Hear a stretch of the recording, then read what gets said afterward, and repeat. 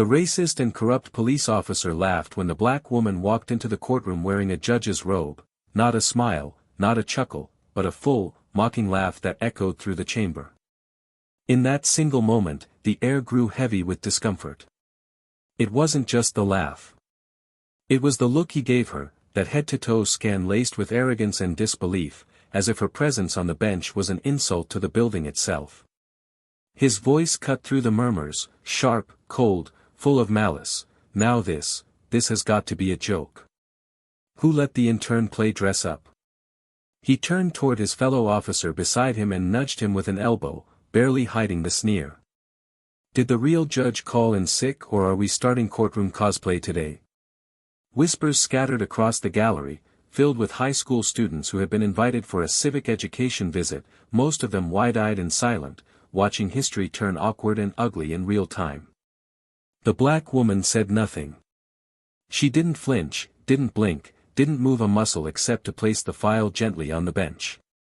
But something shifted in the room, something you couldn't see but could feel crawling beneath your skin like heat after humiliation. There was a pause, and then the officer laughed again, louder this time, pointing at her robe like it was a Halloween costume. You lost, sweetheart. Maybe check with the front desk. This bench is a bit above your pay grade, don't you think? She looked straight at him. The silence after her gaze landed on his face was deafening. That silence had weight, centuries of it. It was the silence of women who had been spoken over, judged, ignored. It was the silence of black professionals who had to work twice as hard to be seen as half as competent. It was the silence of every room where power had been assumed by birthright instead of earned by merit. But more than anything, it was the silence before an earthquake. Because what he didn't know was that this wasn't just a courtroom. It was a turning point. And the woman he mocked wasn't just a substitute judge or some token presence brought in to make a point.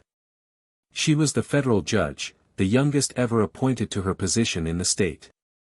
And this hearing wasn't just a hearing. It was part of a broader federal initiative to review patterns of misconduct within the police department, a program she herself helped structure. This wasn't her first day. It was the culmination of years, no, a lifetime, of being underestimated. The officer had been called in to testify in defense of another cop accused of brutality against a teenage boy during a protest. His job was simple: protect the image of the badge. But he had no idea that he was the real case on trial. Because behind that calm expression and silent stare was a woman who had spent the last 7 months gathering testimonies, documents, sealed records, and even footage that exposed a web of corruption in the very precinct this man worked in. And now, the final piece had just walked into her courtroom, and handed her the match. He stood there, arms crossed, smirking, the kind of smirk that says, "I run this place." It was the same smirk he wore when pulling over single mothers in poor neighborhoods, the same one he wore when planting doubt, and sometimes worse, in every case he ever touched that involved a black or brown face. To him, authority was a costume people like him were born into. And to see a black woman, a young one, on that bench, holding a gavel, giving him orders, that wasn't just unacceptable. It was laughable. And yet, she never raised her voice. She didn't need to. Because the real power in that room wasn't coming from the badge or the uniform or even the robe. It came from truth. Cold, hard, irrefutable truth. And she had plenty of it. The courtroom was still. Students watched with nervous eyes. Teachers in the gallery shifted in their seats. Even the court clerk looked unsure of what to do next. But she knew. She always knew. Because this was the moment she had been preparing for. Not just professionally, but personally. This wasn't just about justice. It was about reclaiming every second someone like that man had tried to shrink her, to erase her, to make her feel like she didn't belong in rooms she built herself to walk into. The smirk faded slightly when she finally spoke. "We'll begin now," she said calmly. "Officer, take the stand." He blinked, confused. "Wait, I'm not the one on trial here." She didn't even look up. "Aren't you?" And with that, the foundation beneath him began to crack. Because within minutes, as witnesses took the stand and sealed files were unsealed, it became clear this wasn't just a hearing. This was a reckoning. The kind that doesn't knock before entering. The students leaned in. The reporters scribbled faster. The bailiff shifted uncomfortably. And the officer? For the first time, he wasn't laughing. He was sweating. Because every smug word, every lie buried in reports, every time he tampered with evidence, every time he mocked or threatened someone who couldn't fight back, it was all coming to the surface. And yet, this wasn't revenge. This was justice, delivered cold and calculated, not in rage, but in resolve. In evidence. In process. In truth. But the real question is, what exactly did she do to him that had the entire courtroom, no, the entire country, talking for weeks after? What move did she make that no one saw coming? What piece of the puzzle did she slide onto the table that changed everything, not just for him, but for every officer who ever thought the system would always protect them? What could possibly turn a moment of public humiliation into one of the most powerful courtroom reversals in recent history? Stay with us. Because the answer will shock you. Before we begin, we want to take a moment to speak directly to every black viewer watching this. At Plow of Twist, we stand firmly against all forms of racism, discrimination, and prejudice. This channel exists to tell powerful stories that reflect real struggles and inspire real change. If you've ever been underestimated, overlooked, or disrespected because of the color of your skin, this story is for you. You matter. Your voice matters. And justice is not just a dream, it's a right. Now, enjoy the story. And don't forget to subscribe to Plow of Twist for more emotional, surprising, and meaningful narratives. The morning sky over Richmond, Virginia, was painted in soft blues and smoky grays, the kind of muted calm that never lasts long in a city wrestling with deep-rooted history and daily contradictions. Inside the federal courthouse, an imposing structure of glass and stone nestled in the center of Monroe Ward, a quiet but palpable tension hummed beneath the polished floors. On the outside, the building was just another institution in the city, but for one woman inside, it was the battlefield where her entire life's journey had led her, the place where she would finally confront a world that had tried, time and time again, to shut her out. Her name was Ayanna Brooks. 37 years old, first-generation law graduate, the youngest black woman ever appointed as a federal judge in the state of Virginia. Her path to the bench was paved with silent sacrifices, invisible scars, and a relentless hunger to prove that intelligence and dignity were not exclusive to the privileged few. Raised by a single mother who worked double shifts as a nurse assistant and still found time to help with homework at night, Ayanna grew up in a modest duplex on the south side, where the AC rattled in the summer and the heat flickered during brutal winters. She didn't have tutors or legacy scholarships, just books from the library, ambition, and a mother who never let her forget she was capable of changing the world, even if the world wasn't ready. Ayanna's academic record was spotless. Top of her class in high school. Full ride to Howard University. Law school at NYU with honors. But it wasn't just the accolades that defined her, it was the silence she mastered in rooms where her voice wasn't welcome, the restraint she learned in meetings where she was the only one who looked like her, and the balance she struck between pride and self-preservation in every space that questioned her worth before she even spoke. She was not loud. She didn't need to be. Her presence was its own declaration. Her confidence, though quiet, was steel-forged. Inside her chambers, Ayanna's routine was precise, almost ritualistic. She arrived early, before the bailiff, before the clerks, even before the cleaning crew had finished their morning sweep. She preferred it that way, not out of obsession, but control. The courtroom was her domain, and she needed to feel every inch of it before others filled the space. The wooden bench, the sharp smell of polish on the floors, the case files stacked with precision, each detail grounded her. Because once the doors opened, she had to be more than prepared. She had to be invincible. On the other end of the city, in a more affluent part of town, lived Officer Darren Whitmore. 45, white, and deeply embedded in the culture of his department, the kind of officer who spoke of tradition and brotherhood when the cameras were off, and of law and order with a thinly veiled sneer when anyone challenged authority. He wasn't a monster, not in the dramatic sense. He coached his son's little league team, barbecued for the precinct every summer, and donated to the police fund at Christmas. But beneath that, there was rot. A slow, systemic decay. Darren had learned early in his career that the badge could shield more than it exposed, and he wielded it with selective morality. He was the kind of man who knew exactly which neighborhoods to patrol harder and which ones to cruise through with a smile. He could charm judges, shake hands with mayors, and still mutter degrading jokes about black suspects under his breath in the locker room without ever facing real consequences. His record was clean, on paper. But behind that, there were whispers. Complaints dismissed. Body cam footage conveniently lost. Testimonies rewritten or buried under piles of red tape. And most of all, there was Darren's unwavering belief that he was untouchable. Because in 20 years, no one had made him answer for anything. Ayanna had crossed paths with him before, not directly, but through files. Reports that didn't add up. Arrests that felt too convenient. Testimonies that followed the same pattern over and over again: a suspect resists, a scuffle ensues, charges are pressed, and there's always just enough evidence to avoid scrutiny. His name had come up more than once in cases tied to civil rights complaints, but each time the paper trail stopped just short of anything actionable. She had taken notes. She had remembered.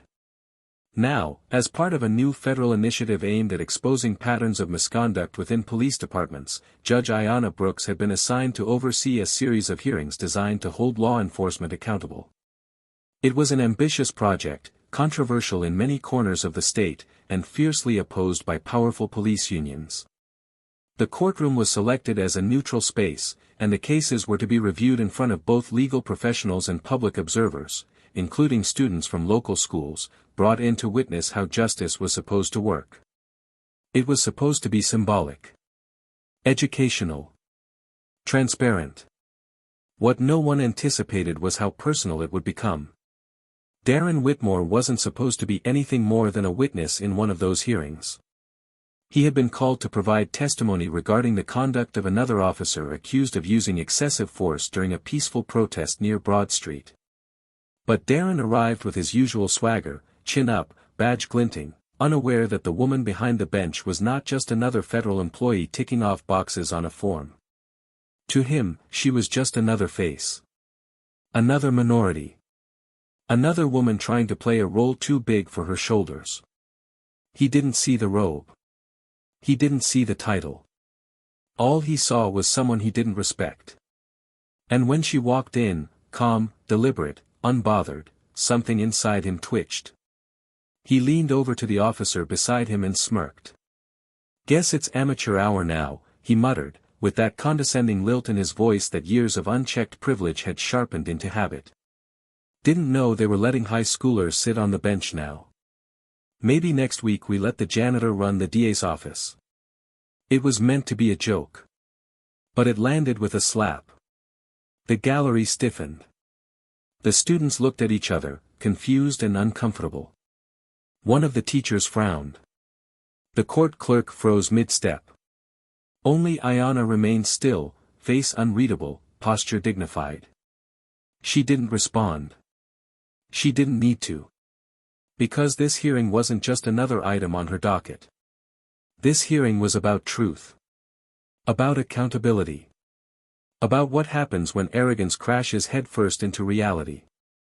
And as the bailiff called the court to order, and Darren rose to speak with that same grin on his face, he still had no idea that the woman he just mocked wasn't merely a judge. She was the one person in the room who had spent the last 7 months investigating him. Not just the case he was there for. But every file he thought was forgotten. Every victim he assumed no one would believe. Every quiet corner of his past he assumed no one had seen. And as Ayanna picked up the first file on her desk and looked him in the eye for the very first time, she wasn't just presiding over a hearing. She was standing at the threshold of something far bigger. Something irreversible. Something long overdue. And no one, not the students in the gallery, not the clerk beside her, not even Darren himself, could predict what she was about to do. Because justice has many faces. And this time, it was wearing hers. The courtroom buzzed with a subtle tension that hummed beneath every polite smile and cautious movement. The hearing had officially begun, and although the students in the gallery tried to keep their excitement discreet, their eyes followed every word, every shift in tone, every interaction between the judge and the man who, just minutes earlier, had mocked her authority. Ayanna Brooks sat tall behind the bench, her voice steady and measured as she outlined the agenda for the day's proceedings. Her expression gave away nothing, not irritation, not triumph, not even awareness of the insult she'd endured, just the dignified poise of a woman who knew precisely what she was doing and why. Officer Darren Whitmore leaned into the microphone with a grin that barely masked his disdain. His responses to the opening questions were laced with that same smug assurance, clipped sentences, exaggerated politeness, and the occasional over-explanation, as if he were speaking to someone beneath his level. Well, Your Honor, as I'm sure you can appreciate, field decisions are complicated, especially when the crowd gets volatile. You can't always play by the book when people are charging at you. Sometimes you have to rely on instinct, on training. That's what separates professionals from the rest. His tone, patronizing, hovered in the air like cigarette smoke, thin, toxic, inescapable. Ayanna nodded slowly and tapped her pen once on the desk. I see. And in this particular case, Officer Whitmore, was it your training or your instinct that told you a 17-year-old protester posed a threat that warranted force? He shifted in his seat, caught slightly off guard by the firmness in her voice. With all due respect, Judge, that kid wasn't just standing there. He refused direct orders. When I approached him, he got hostile. Hostile how? She asked, her voice calm but pressing. Was he armed? Did he attack you? Darren hesitated. He was shouting. He got close to my face. I've seen situations like that turn ugly in seconds. So shouting and proximity justify physical restraint? She asked again, her eyes locked on his. He cleared his throat. When you're surrounded, yes. The moment felt volatile. I made a split-second call. She let the silence stretch for a few seconds before writing something down in her notes. The courtroom was still. You could hear someone's pen scratching paper in the back row. The students were watching intently now, absorbing not only the content but the subtle power play unfolding before them. One of the attorneys stepped forward and began presenting footage from the body cam of another officer at the scene. The video showed the teenager, small-framed, unarmed, hands open, shouting but not aggressive. Darren moved into the frame, shouting back, and seconds later, had the boy on the ground with his knee pressing into the youth's back. Gasps rippled through the gallery, including from the teacher sitting among the students. Darren's jaw tightened, and he looked toward his lawyer, who subtly gestured for him to stay composed. Ayanna didn't raise her voice. She didn't need to. So this is what you meant by instinct? She asked, eyes still on the screen. This was the threat. Darren leaned back and let out a slow breath through his nose. The video doesn't capture the full context. You had to be there. And yet, she said, turning the monitor off, what we do have is what we rely on. Because we don't sentence based on feelings. We sentence based on facts. Another pause. Darren looked shaken, just slightly, his confidence dented but not yet shattered. He was still clinging to the belief that this was just a formality. That even if things got uncomfortable, he would walk out the door untouched, as he always had. During a recess, Ayanna retreated to her chambers, where her clerk, Jason, a sharp, observant man in his early 30s, stood by the door with a stack of reports. He's sweating, Jason said quietly, setting the papers on her desk. You've got him. You can see it. Ayanna removed her glasses and rubbed the bridge of her nose. Not yet, she said softly. But we're getting close. Jason looked down at the files. You really think this is the case to bring it all in? It's not just about the case, she said, her voice low. It's about the pattern. It's about the message. If we don't hold this one accountable, we reinforce everything that made him believe he could get away with it in the first place. Back in the courtroom, Darren began to notice something different. Questions weren't just about this one incident anymore. They started drifting into prior cases, other suspects, other charges. The pattern Ayanna had spent months constructing began to take shape in front of him, slowly, methodically. Each testimony chipped away at the image he had built for himself. A public defender took the stand and spoke of a case from 3 years earlier, a young man, wrongfully detained for a broken taillight that didn't exist. Darren's name had been on the report. I remember that one, Darren muttered, not realizing his mic was still on. Kid was shady. Didn't look right. Probably guilty of something. Ayanna raised her eyes. Didn't look right. I mean the car. The situation, he fumbled. She leaned forward. Do you often determine criminality based on appearance, Officer Whitmore? His lawyer objected, but the damage had been done. The students exchanged glances. The teachers shifted again. One of the reporters in the back room was already typing rapidly, eyes wide. Outside the courthouse that evening, protesters gathered. Word had spread quickly, a federal judge questioning systemic patterns in real time. People brought signs. Chants echoed through the square. Darren's name began appearing in tweets. Video clips from the body cam played on the evening news. And yet, inside the courthouse, Ayanna stayed composed. She wasn't playing to the cameras. She was building something, stone by stone, and it wasn't ready yet. The next day, another witness appeared, an older black woman, mid-60s, gentle voice, trembling hands. She had been arrested 5 years ago in a case Darren claimed was mistaken identity. Her charges were dropped, but not before she spent 2 nights in jail, lost her job, and had her face printed in the local paper. I told him I wasn't the woman he was looking for, she said quietly. I begged him to look again.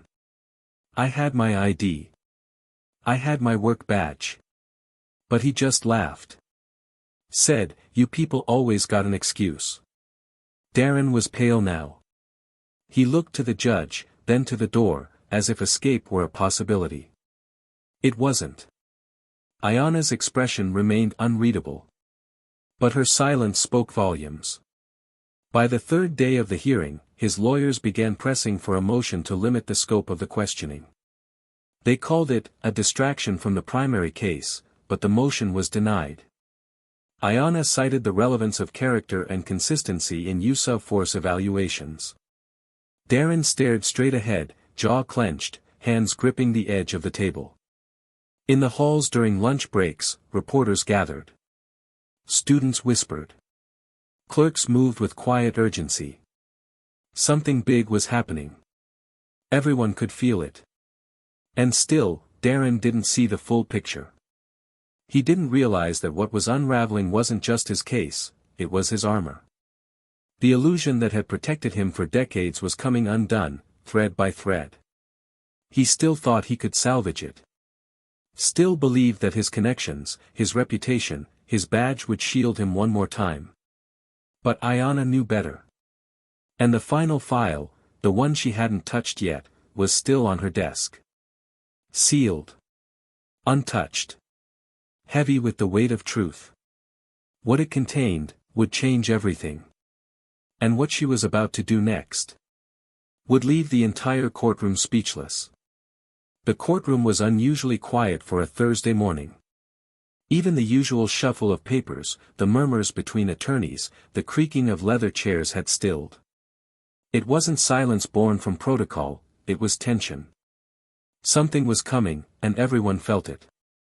The weight in the air was unmistakable, like the sky right before a storm, heavy with the electricity of something irreversible. Ayanna Brooks sat at the bench, her eyes steady but unreadable. She had barely spoken since the hearing resumed. She didn't need to. Every eye in the room was on her. Every breath was shallow. Every glance held a question that no one dared to voice. Officer Darren Whitmore sat with his hands folded tighter than before, fingers locked like steel. His confidence had thinned. It wasn't gone, not yet, but the cracks were visible. He'd stopped smirking. His answers had grown shorter, less arrogant. His eyes no longer scanned the room with ownership. Now, they searched. For reassurance. For a lifeline. For something familiar. But the courtroom had changed, and he could feel it. It no longer belonged to him, not even symbolically. The crowd wasn't on his side. The room wasn't neutral. It was something else now. Something colder. Ayanna reached to her left, lifted the final file from the stack, the one she hadn't opened publicly until now. She held it in her hand for several seconds, not reading it, just feeling it there. It was heavier than it looked. Not in weight, but in consequence. And when she finally placed it flat on the bench and opened it slowly, the sound of the pages brushing apart felt louder than any gavel strike. "Officer Whitmore," she began, her voice soft but penetrating, "I'd like to revisit a case from March 9th, 2 years ago. Are you familiar with the name Jamal Curtis?" He blinked once. Then twice. His lawyer subtly shifted in his chair. Darren looked from the judge to his attorney, unsure if he should speak, then finally nodded. "Yes. Arrested for suspected drug distribution. Charges were later dropped." "I remember." Ayanna's eyes didn't move from the file. "Do you recall the circumstances of the arrest?" Darren hesitated. He matched a description. "We had a tip. There was probable cause. You detained him without a warrant," she said. "Held him for 46 hours without access to legal counsel. And, according to this, you reported finding narcotics under the passenger seat of his car." Darren straightened. "Correct. The drugs were there."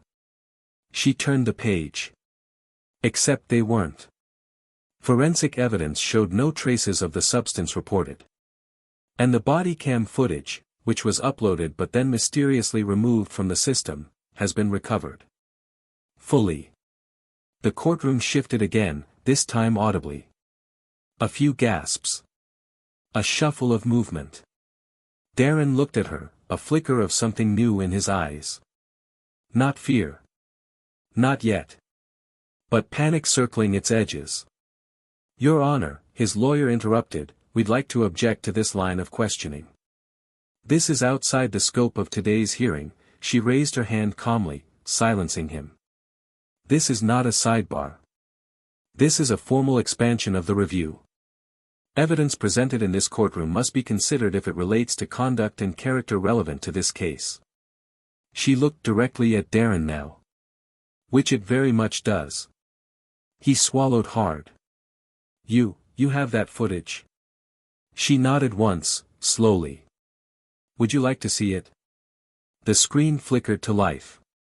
The courtroom dimmed slightly as the video began to play. The view was shaky, as body cams often are, angled just over Darren's chest. It showed him approach Jamal's car. The young man was cooperative, nervous but polite. He handed over his ID, answered every question calmly. There was no threat. No resistance. No signs of danger. And then, the moment everyone had waited for, Darren's voice, off camera, muttering, "Let's give them something to chew on," followed by the unmistakable sound of something being dropped onto the floor of the car. The courtroom was frozen.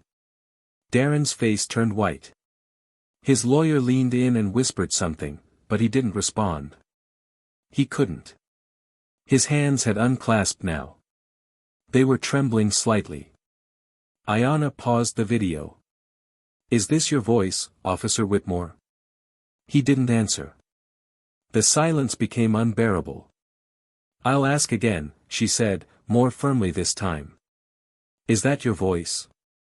He nodded faintly. I don't remember saying that. But it is your voice, she pressed. He nodded again, more slowly. Yes. Gasps echoed through the chamber. One of the students covered his mouth.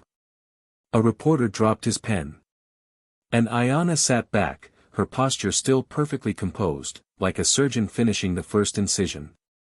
There are 9 additional cases with similar inconsistencies, she said. Body cam footage either missing or delayed. Conflicting reports. Evidence that appears under highly suspicious circumstances.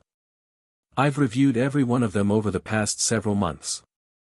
And as of this morning, a federal investigation has been formally opened into your record.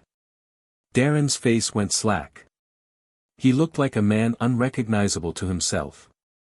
Not fallen, exposed. Wait, he said suddenly, his voice cracking, desperate. You planned this? Ayanna leaned forward, her gaze sharp and unwavering.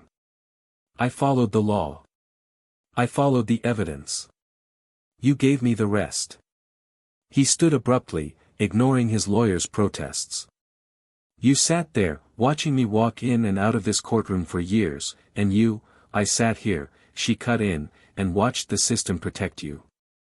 Until it couldn't anymore. The judge's clerk moved to call order as murmurs swelled, but Ayanna raised her hand. Let them speak, she said quietly.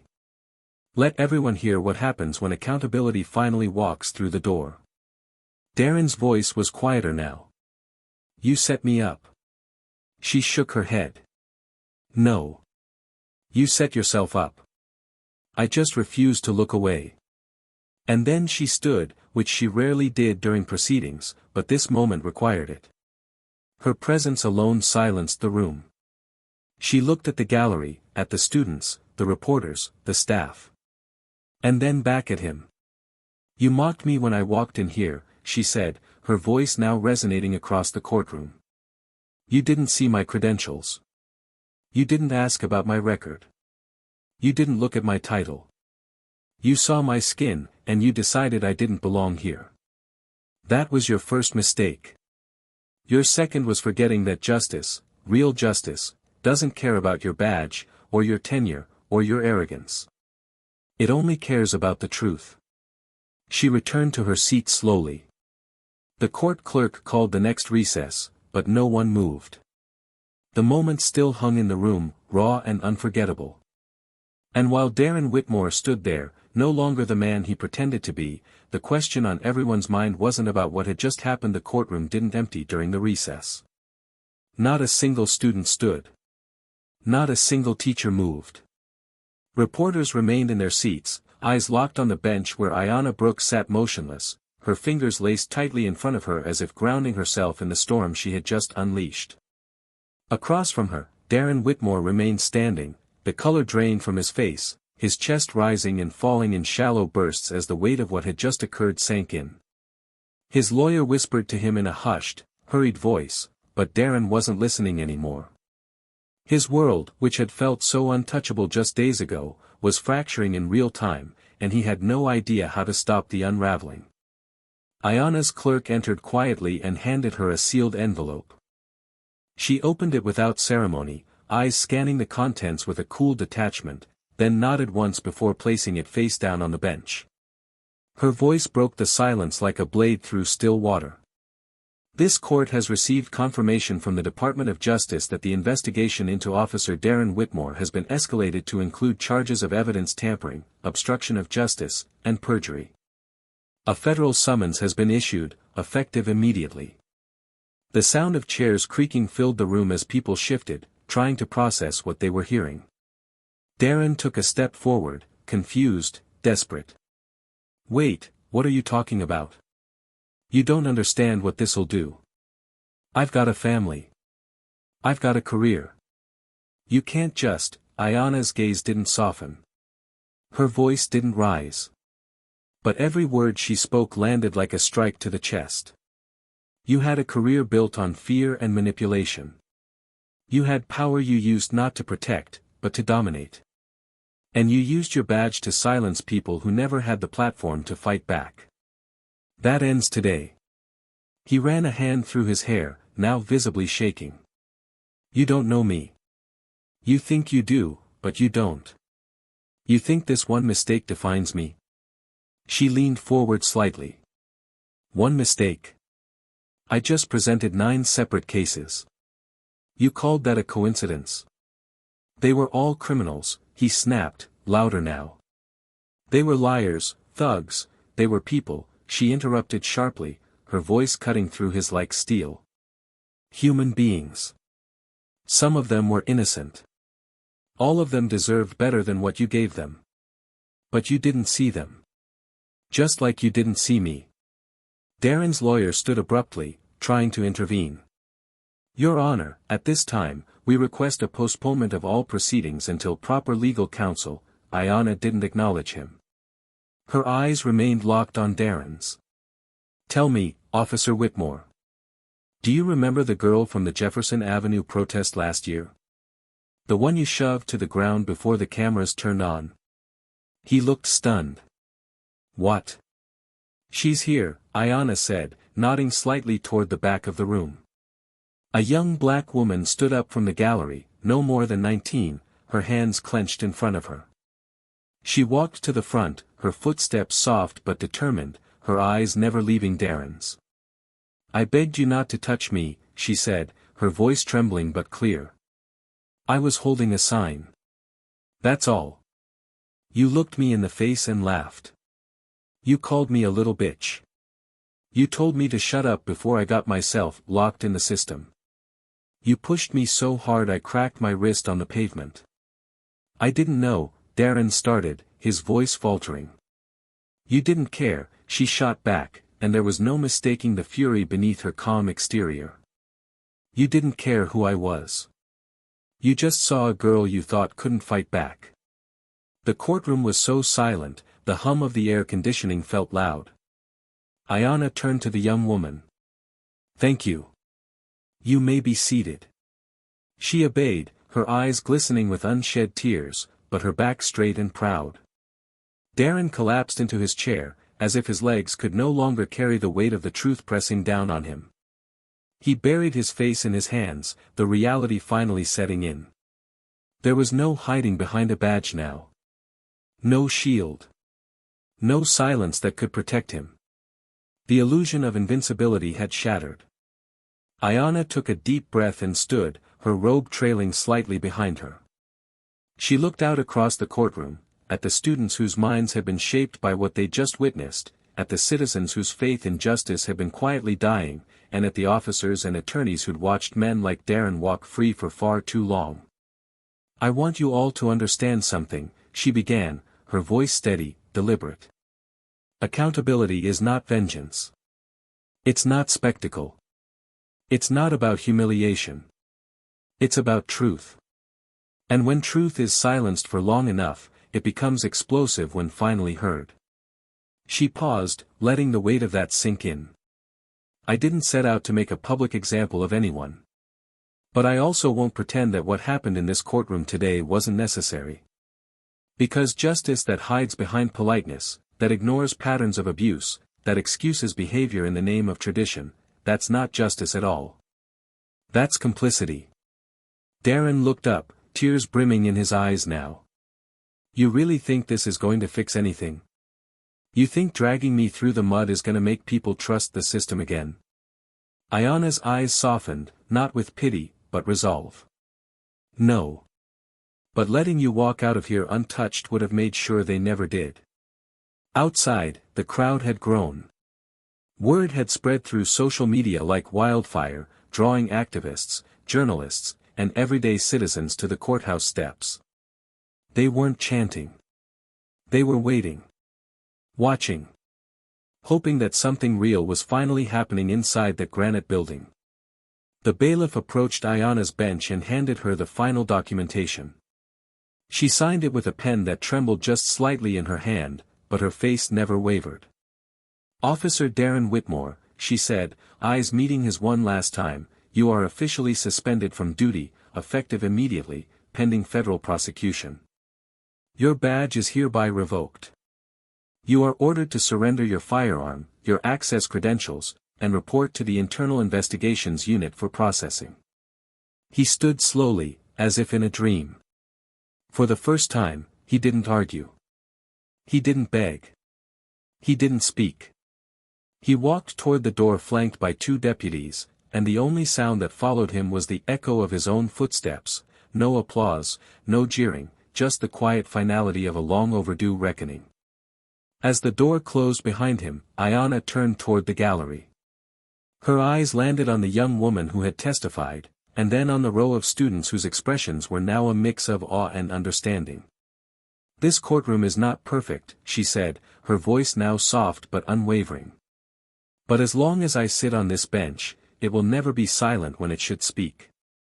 And as the gallery slowly stood to exit, the question lingered in every mind: if justice could be served here, could it be served elsewhere? Could this moment ripple outward? Could this be the beginning of something greater? Only time would tell. But one thing was certain. Darren Whitmore would never forget the face of the judge he once laughed at. And neither would the world. Outside the courthouse, the air felt heavier than usual. There was no celebration, no riot, no eruption of applause, just a quiet, palpable shift, as though the world had been tilted ever so slightly and everyone was adjusting to the new angle. Word of Officer Darren Whitmore's fall from grace had moved through the city like smoke, seeping into conversations at barbershops, kitchen tables, precinct locker rooms, and classrooms. Inside those conversations, something deeper began to take root, an uncomfortable mix of vindication, disbelief, and an emerging hunger for change. But inside Judge Ayanna Brooks' chambers, there was no satisfaction. Only stillness. She sat at her desk with the door closed, the blinds half drawn, and the distant murmurs of the courthouse echoing faintly beyond the thick walls. Jason, her clerk, hovered nearby, unsure whether to speak or leave her with her thoughts. She hadn't said much since the gavel struck, since Whitmore had been escorted out in silence. She just stared at the case files stacked neatly before her, her fingertips grazing the edge of the folder that started it all. Jason finally broke the silence, his voice low. "You did it, Judge. You pulled off something most people never thought was possible." Ayanna turned her head slightly but didn't look at him directly. Her tone was flat, almost distant. "I didn't pull anything off. I followed the truth. It just took too long for everyone else to see it." Jason hesitated, then stepped forward, setting a fresh document on her desk. "You're being called to brief the State Judicial Committee next week. They want your statement on the oversight protocols. Word is, this case might push the federal task force into full implementation." Ayanna nodded slowly but said nothing. Her eyes were on the wall now, not in reflection, but almost in anticipation, as if expecting a weight she still hadn't felt to finally drop. And then, with a breath too quiet to hear, she spoke. "Do you think people really change today, Jason? Or do they just need time to find the next way to hide it?" He didn't answer right away. There was no easy reply. That was the thing about truth, it could liberate, yes, but it could also leave behind debris, moral wreckage that wasn't easy to sweep up. Elsewhere in the city, in the kitchen of a modest home in Church Hill, Darren Whitmore sat alone at his table, his badge, now stripped of its meaning, lying face down in front of him. His hands were still shaking. He hadn't eaten. The room was dim, save for the cold light spilling in from the blinds. His wife had taken the kids to her sister's place the night before. She hadn't said much, only that the phone wouldn't stop ringing and the neighbors were whispering. He didn't try to stop her. There wasn't anything to say. The silence in the house was louder than any accusation, any news headline. His world, built on the illusion of control and legacy, was in ruins. But more than that, there was something else creeping in, confusion, maybe even the slow, painful beginnings of recognition. Not regret, not yet, but a confrontation with the truth that couldn't be ignored anymore. At a diner downtown, one of the teachers from the courtroom sat across from a young student, sipping coffee as the teenager tried to make sense of what he'd witnessed. I always thought judges were just old white guys, the boy muttered, stirring his chocolate milk absently. Didn't think someone like her could exist. The teacher smiled faintly. She doesn't just exist. She fought to exist. You saw it. And now you've got to ask yourself, what are you going to do with that? Meanwhile, in a quiet office at the precinct, two officers reviewed their patrol assignments with an unspoken tension between them. One of them, Officer Ramirez, finally spoke. You ever work with Whitmore? The other officer nodded slowly. A few times. He had a way of taking over a scene. You either followed, or you got out of the way. Ramirez sighed. We all knew something was off. We just kept our heads down. There it was, the quiet complicity. The culture of silence that Ayanna had targeted with surgical precision. And now, as the dust settled, the cracks in that culture were beginning to show. Back in the courtroom, Ayanna returned to her bench for a new case. The room wasn't as full this time, but the energy was different. The gallery was attentive in a new way, not just because of her title, but because of what she had done. She could feel their eyes, not just watching, but searching. For guidance. For stability. For hope. The next defendant was a single mother arrested for resisting eviction during a wrongful foreclosure. Her case had been buried in bureaucratic mess until it finally landed on Ayanna's docket. As the woman spoke, voice shaking, Ayanna listened, not just with her ears, but with the same emotional compass that had guided her through the Whitmore hearings. This wasn't about vengeance or making a point. It was about applying justice where it had long been denied. Later that evening, Ayanna sat in her living room, finally alone with her thoughts. Her mother's photograph sat on the mantel, smiling softly in a frame that had weathered decades of hardship and quiet triumphs. Ayanna whispered, I did it, Mama, but even as the words left her lips, she felt the burden they carried. Because while one man had been exposed, the system he represented was far from dismantled. And though her actions had reverberated across the city, she knew what came next might be even harder. What would happen when the next officer slipped through the cracks? When the next young girl was shoved to the ground without cameras rolling? When the next courtroom wasn't hers? That was the dilemma, the ache of knowing that justice could be so powerful and so fragile at the same time. The consequences of the hearing rippled outward like waves from a stone dropped in still water. Every person touched by that courtroom, directly or not, now carried the weight of witnessing a moment where the powerful were finally held accountable. But would that moment become a movement, or just another headline? As Ayanna stared out her window, city lights blinking in the distance, she knew that question couldn't be answered by her alone.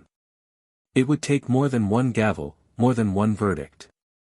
It would take a shift in conscience. A collective refusal to look away. Because somewhere, in another courtroom, another woman like her might be walking toward a bench she was never expected to reach. Somewhere, another man like Darren might be laughing at the idea of being held responsible. And somewhere, someone was watching. The only question left now, was what they would choose to do. The days that followed were not quiet. There were no breaks in the storm, no sudden moments of peace. Instead, there was movement, unrelenting, forceful, and sometimes messy. Ayanna walked into the courthouse each morning with her head high, but the weight on her shoulders had grown heavier, not lighter. News cameras had taken permanent residence outside the courthouse entrance, eager for a glimpse, a quote, anything to keep the public fed. Every publication wanted an interview, every network wanted her voice. She turned them all down. Not out of pride, not even out of weariness, but because she knew the moment they made her the headline, the real message might get buried. This wasn't about fame. This wasn't a personal victory. This was about exposing a truth too long hidden and challenging a system too comfortable in its own power. Inside the building, Ayanna's presence carried new energy. Some greeted her with deeper respect, a nod held a second longer, eyes that finally saw. Others looked away, cold, uncomfortable. The difference was stark. She could feel it in the way conversations paused when she walked by, in the sudden shuffles of paper and shifting of glances. People were processing. Not just what she had done, but what it meant, for them, for their roles, for their complicity. And that, more than anything, was the change she had hoped to ignite. On the fourth floor, in a small conference room off the main corridor, Ayanna sat in a closed-door meeting with Chief Justice Matheson, a white man in his early 60s with decades of tenure and a reputation for neutrality that often leaned toward silence. He studied her from across the table, fingers steepled beneath his chin, the lines around his eyes tightening as he tried to read her. "Judge Brooks," he began, his tone measured, "you've made quite an impact. The governor's office has called 3 times this week. Civil rights organizations are rallying around your name. But the police unions, let's just say they're not pleased." Ayanna didn't blink. Change doesn't come without discomfort. He tilted his head slightly. "No. It doesn't. But I'd be lying if I said the level of attention hasn't made people nervous. You've stirred something deep." She leaned forward, voice calm but grounded. "What I did in that courtroom wasn't radical. I applied the law. I followed the evidence. The only thing unusual is that, this time, it landed where no one expected it to." Matheson hesitated. "And what's your plan now?" Ayanna met his gaze, unwavering. "To keep going. To make sure that courtrooms remain places where truth matters. Even when it's uncomfortable. Especially then." He nodded slowly, eyes lowering to the folder in front of him. "Just be careful, Ayanna. Change is necessary, but the machine, it resists. And sometimes it fights back in ways you don't see coming." She stood, gathering her notes. "I'm not afraid of resistance. I'm afraid of silence." Outside the room, Jason waited, pacing slightly. When she emerged, he immediately fell into step beside her. "The DOJ just sent over the formal review protocols for the Whitmore case. They're asking if you'll consult." Ayanna glanced at him. "Consult or shield it from the public?" He raised an eyebrow. "You think they'd bury it?" She gave a tired smile. "I think when something gets this big, everyone wants to control the narrative." Jason nodded. "Then maybe it's time to make sure we control ours." Later that evening, Ayanna drove alone to her old neighborhood. She didn't tell anyone where she was going, not her colleagues, not Jason, not even her closest friends. The streets were familiar but changed, corners she once walked with worn shoes now lined with new storefronts, gentrification blooming like weeds through concrete. She parked outside her childhood home, which had long been sold, and sat for a while with the engine off, watching kids ride bikes under streetlights, their laughter echoing in the night air. It brought something tight to her chest, the kind of ache that came from remembering both joy and hardship at once. Eventually, she stepped out and walked down to the community center where her mother used to volunteer. The building was older now, paint chipped, roof patched in places, but the lights were still on. Inside, a group of teens were gathered around folding tables, playing cards and talking too loud. The moment she entered, some recognized her from the news. The chatter paused, heads turned. A girl no older than 15 stood and said, almost in disbelief, "You're the judge from the trial?" Ayanna smiled. "I'm Ayanna. And I used to come here when I was your age. That's all." One of the boys leaned forward, eyes wide. "Is it true? You really got that cop arrested?" Her expression sobered. "It's true that he's being held accountable. But it wasn't just me. It was every witness who spoke up, every person who believed truth was worth fighting for. I just had the gavel." The girl sat back down, voice softer now. "It's crazy. We don't ever see stuff like that." Ayanna looked around the room, meeting their eyes. "Maybe not before. But now you've seen it once. Which means you know it's possible. And if you remember that, if you carry that with you, you won't be afraid to speak when it's your turn." Back in her car, she felt the first tears sting at the edges of her eyes. Not from sadness, but from the overwhelming weight of everything still left to do. For every case like Whitmore's, there were dozens hidden in darkness, tucked beneath bureaucracy, buried under indifference. The victory was real, but incomplete. At the precinct, behind closed doors and whispers, officers were already strategizing. Not all of them wanted to protect Whitmore, but many felt exposed, uncertain, defensive. The code was cracking. Their silence could no longer guarantee immunity. A young officer, barely 2 years in, raised his voice at roll call. "We should be talking about the victims, not just protecting each other's backs." The sergeant narrowed his eyes. "You suggesting we start turning on our own?" "No," the officer replied. "I'm saying maybe it's time to stop pretending everyone who wears this badge deserves it." It was a moment. A flicker. But enough to spark something more. Back at the courthouse, Ayanna prepared for the upcoming judicial committee. Her office filled with files, data, proposals. Jason looked at the stack and whistled. "You're really going in on this?" She looked at him. "We've opened the door. Now we make sure no one closes it." And somewhere, in a small kitchen, Darren sat again, now with his lawyer across from him. The man spoke carefully. "You have 2 choices.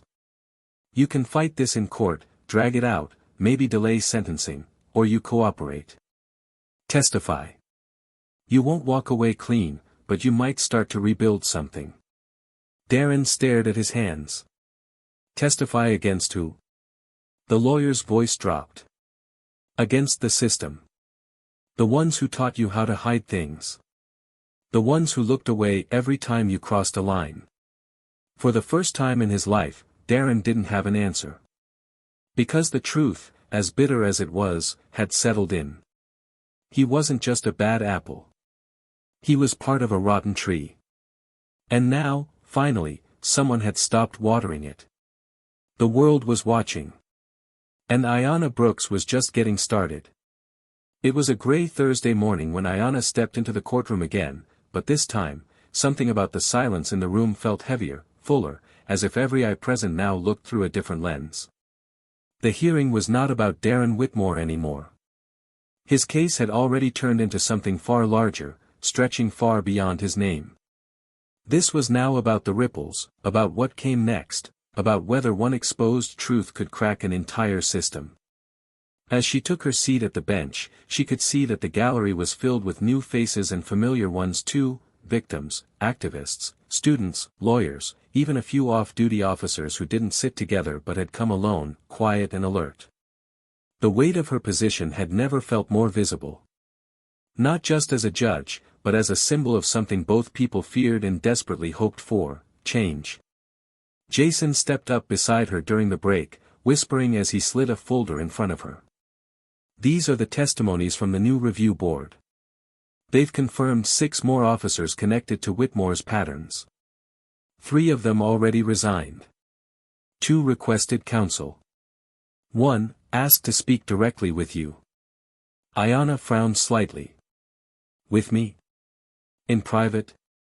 Jason nodded. "Officer Darnell Wilson. He says he wants to talk. Off record. He's been in the department for 14 years. She paused, eyes lingering on the folder before nodding slowly. "Bring him in after hours. No press. No recorders. I want to hear what he has to say." Later that evening, the courtroom was empty, stripped of its usual echoes and tension, dimly lit by the soft glow of ceiling lights. Ayanna sat at the table in her chambers, her robe off, sleeves rolled neatly at the wrist. The air felt different when the institution wasn't watching. More honest. Darnell walked in, shoulders broad, posture rigid, his uniform clean but heavy with something invisible. He didn't sit right away. He stood across from her and removed his cap, holding it in both hands like a man approaching a confession booth. "I've been thinking about this meeting for days," he said, voice low and even. "And I still don't know what to say that don't make me sound like a coward." Ayanna didn't move. Say the truth. That's all I care about. He sat, slowly. His hands trembled just slightly, and he laid them flat on the table to keep control. I knew what Whitmore was doing.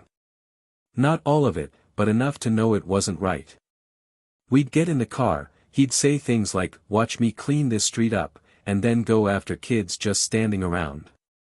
I told myself it wasn't my business. I told myself I didn't see it clearly enough. But I did. Ayanna watched him carefully, letting the silence sit between them, allowing him the space to feel the weight of his own words. He continued, eyes now locked on the table. We don't get taught to speak up in that department. We get taught to survive. And survival means shutting up, looking away, following the man who looks like he knows what he's doing. I saw other rookies get shut down, frozen out just for asking questions. Promotions didn't go to the honest ones. They went to the loyal ones. That loyalty cost people. And I knew that, even if I didn't admit it. Ayanna leaned forward, voice steady but filled with something deeper, something close to sorrow. And now? He looked up, eyes wet. Now I want to be better than I was. But I don't know how to come back from being part of the problem. She paused before answering, her gaze piercing. You start by telling the truth. All of it. To everyone. On the record. In the open. Because silence is what gave Whitmore his power, and silence is what let his victims carry the weight alone. You want redemption? It begins with courage. And that courage has to mean something more than just guilt. He nodded slowly, as if each word cracked something loose inside him. Would you stand behind me if I did? Would people believe me? Ayanna sighed. That depends on what you say and how you say it. But I can promise you this, if you choose to step forward, I won't let them erase your voice. Darnell wiped his eyes quickly and stood, shoulders a little straighter now. Then I'll do it. I'll testify. After he left, Ayanna sat in the silence again, her body unmoving, but her mind racing. Redemption was a fragile thing. It had to be earned, not granted. But maybe, just maybe, it was possible, even in a system that had punished honesty and rewarded complicity for so long. Days passed. The Internal Affairs Division announced formal charges against 2 more officers, and word spread that Darnell Wilson would testify at the City Oversight Board's public hearing. It became clear that the fire Ayanna had sparked was not dying down, it was growing, reshaping everything around it. Protesters outside the courthouse now held signs not just with Darren's name, but with phrases like, "Systemic no more," and, "Justice is a habit." And inside the courtroom, each case Ayanna presided over was treated with a renewed sense of reverence, not fear, but a cautious respect. In one particularly striking moment, a defense attorney approached the bench with emotion and hesitated before speaking. Ayanna tilted her head. "You may proceed, counselor." He cleared his throat.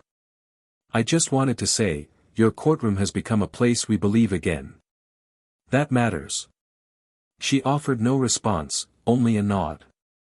But the acknowledgement settled somewhere deep inside her, a quiet confirmation that the work wasn't just procedural, it was cultural. It was emotional. It was human. Meanwhile, Darren Whitmore sat in a federal holding facility, his days empty but for paperwork, interrogations, and silence. His attorney visited often, bringing updates, news articles, legal options, plea possibilities. But nothing filled the space of what had been lost. One morning, he asked to see the footage again, the body cam video that had brought everything down. The agent obliged. Darren sat alone in a viewing room and watched himself move with a confidence he no longer recognized, speak with a venom that now made him flinch.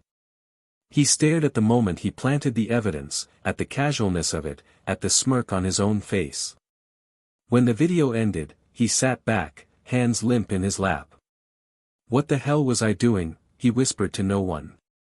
The agent said nothing, just watched. "I didn't even see them," Darren muttered. "I looked right at those kids, and I didn't see them. It was a moment. Not absolution. Not yet accountability. But it was something. A crack in the wall. The beginning of seeing the very people he once dismissed. Back in Ayanna's chambers, she reviewed a new docket, cases reopened based on procedural misconduct now linked to officers identified in the review. She scanned the names. Too many. Each one a story that had nearly slipped away. Jason entered quietly, holding a letter. "This came for you," he said. "No return address." She took it and opened the envelope slowly. Inside was a short note, handwritten, trembling letters. "Dear Judge Brooks, I was in your courtroom the day you held him accountable. I didn't say anything then, but I want to say it now, thank you. You made me feel seen for the first time in years. Not just as a victim, but as a human being. You gave me back something I thought I'd lost. My dignity." She folded the letter carefully, setting it aside with more reverence than she gave most legal documents.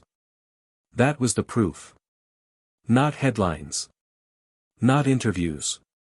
But that one voice, reaching out in silence, holding on to the hope that justice wasn't just possible, it was happening.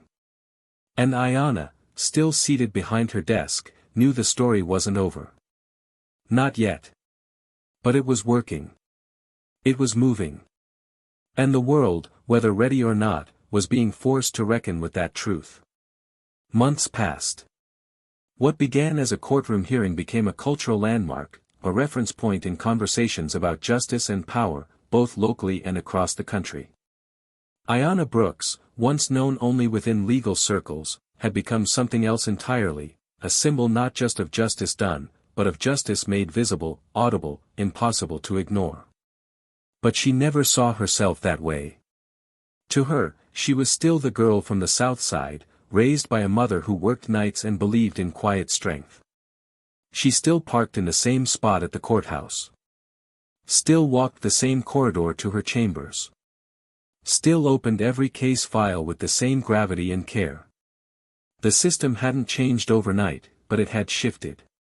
And she, in her unshakable stance, had become part of the pivot.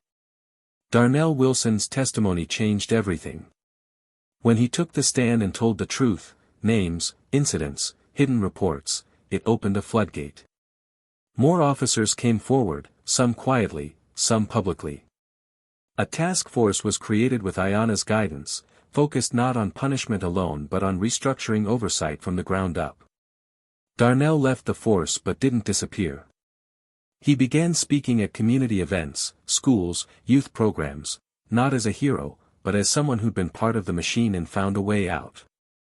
He never tried to wash himself clean, never pretended innocence. And that honesty made people listen.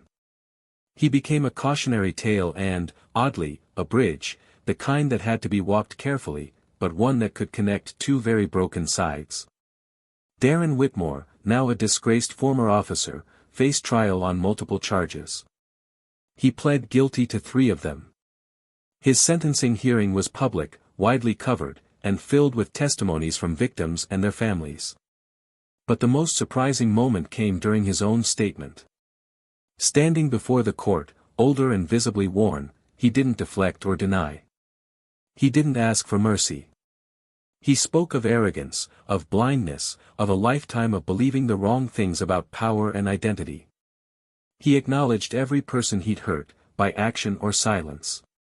And though no one applauded, something in the room shifted again.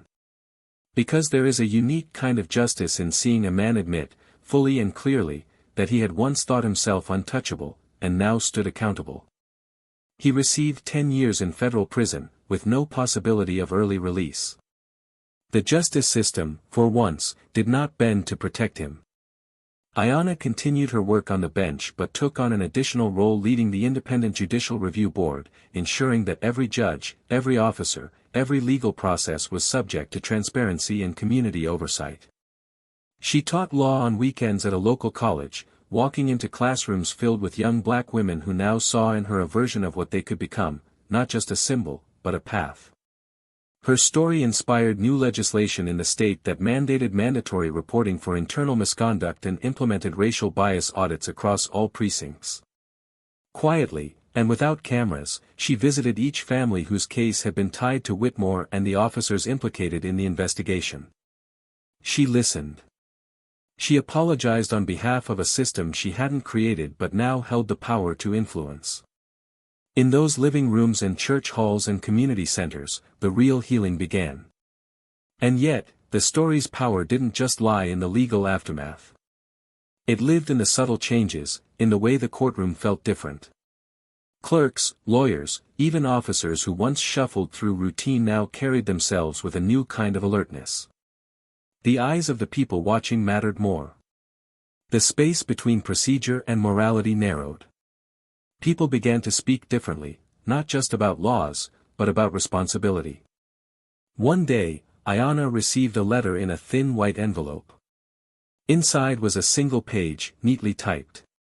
It was from the teenage boy who had once been thrown to the ground at the protest, the case that began the unraveling of Whitmore's facade. He had seen the trial from afar, too wary to return, but now he wrote, saying he'd enrolled in community college, studying political science. He said he wanted to be a public defender. He ended the letter with a sentence that lingered in Ayanna's mind for days: "You made me believe I was worth protecting." That, more than any policy or title, was her legacy. Not in verdicts, not in headlines, but in restored dignity. In returned voice. In the final weeks of the year, the city unveiled a new community courthouse in the East End, a restorative justice center where cases involving youth and nonviolent offenses would be mediated by panels including both legal professionals and community members. Ayanna had lobbied hard for it. And at the ribbon cutting, she stood back in the crowd, no podium, no speech, just watching as others took the spotlight. That was what real change looked like, not control, but shared power. And as for her, she was still Ayanna. Still the first one in the courthouse in the morning. Still walking home alone when the sun had long gone down. Still listening more than she spoke. But now, when she walked, the silence behind her wasn't empty. It was filled with footsteps that had once been afraid to move forward. Now they followed. Now they walked with her. So now I ask you, what will you do with what you've just heard? This story wasn't about a courtroom, or a robe, or even a badge. It was about what happens when one person refuses to shrink in the face of disrespect. When one woman decides not to play along with what's expected, and instead rewrites the rules. It was about systems that break people, and the rare, brave few who stand tall enough to expose the cracks and start over. It was about the cost of silence, and the power of voice. So, what would you do in her shoes? Would you speak, even if your voice trembled? Would you rise, even if you were mocked? Would you fight, even if no one stood beside you, at first? Tell us in the comments below, what part of this story moved you most? What truth did you feel in your chest? And what would justice mean to you, if you were writing the ending? If this story stirred something in you, hope, anger, recognition, courage, don't let it stop here. Subscribe to Tales of Twist for more powerful, emotional, and eye-opening stories like this one. And don't forget to like this video, share your thoughts, and most importantly, keep speaking up. Justice doesn't begin in courtrooms. It begins with us.